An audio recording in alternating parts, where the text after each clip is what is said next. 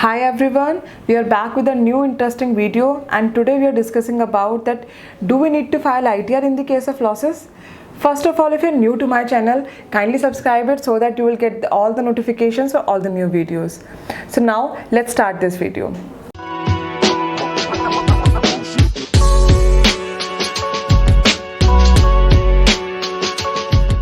So earlier in my major consultancy calls, people asked me this thing that do we need to file ITR in the case of losses?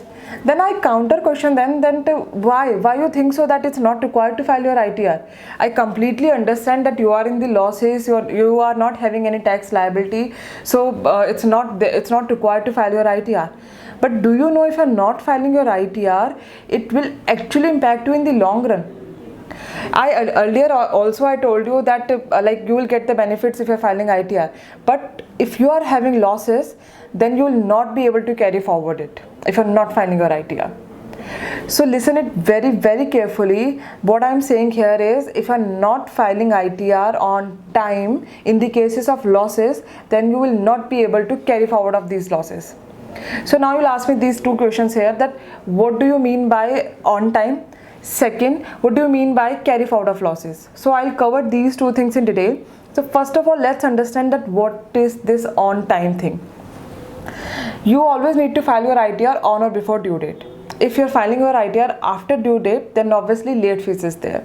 But apart from these late fees, there's one more thing that you will not be able to carry forward of your losses.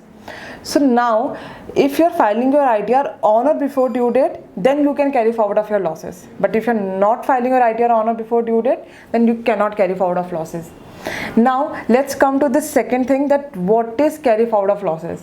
So to understand this thing, let's go to the board.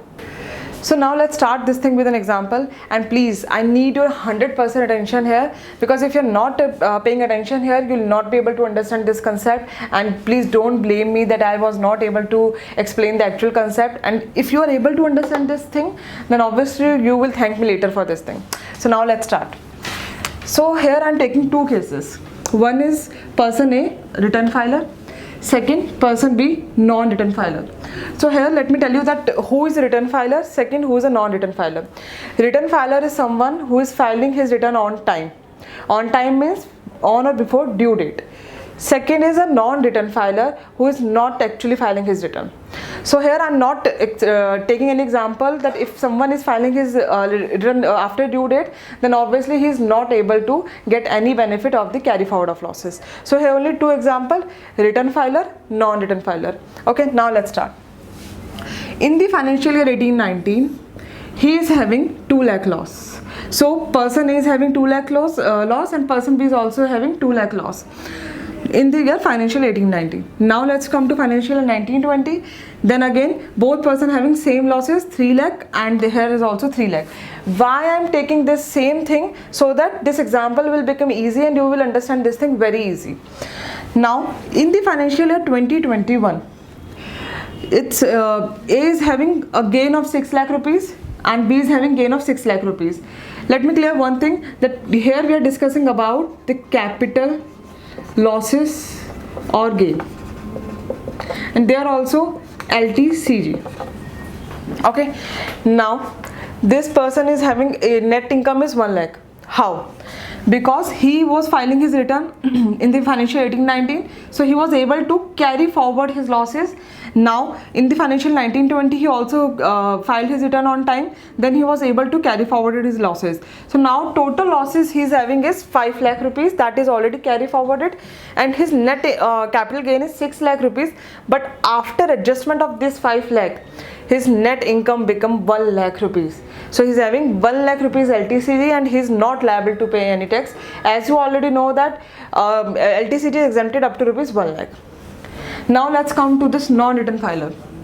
Here in the non-return filer, he is having 2 lakh rupees losses in the financial 18-19, but he has not filed his return. Again in the financial year 19-20, he was having a losses of 3 lakh rupees, but again he didn't file his return. Now he had gain in the financial year 2021. So as he has not filed his return, he is not able to carry forward or set off his losses. So now his net income will become 6 lakh rupees. As you can see that 1 lakh is a return filer net income, and for the non-filer it will become 6 lakh rupees. 6 lakh capital gain. Here it's 1 lakh capital gain.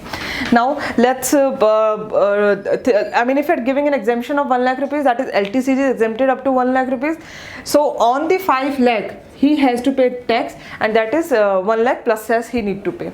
So now you can understand that if you're not filing your return, then you will able to give more taxes later on, and if you're filing your return on time, then your tax liability will become 0.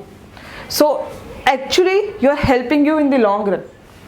Now people are coming to me and asking and telling me this thing that our CEO or somebody else is saying that that you are in the losses, why you are filing your ITR and paying to any professional or taking any burden to file your ITR at yourself in the cases of losses. Then I'll tell you that just show this example and ask them that why we'll not file our ITR if we are in the gain, if we are actually helping ourselves by paying less taxes. Because government is giving you benefit, government is telling you that file your ITR, carry forward it and set off later on, but you are not actually using it by thinking that I am in the losses, why I need to file my ITR. So this is the case, this is the reason you need to file your ITR on time. Again I'm saying on time. If you are not filing your ITR on or before due date, you are not able to carry forward your losses. This thing is pretty much clear, I think.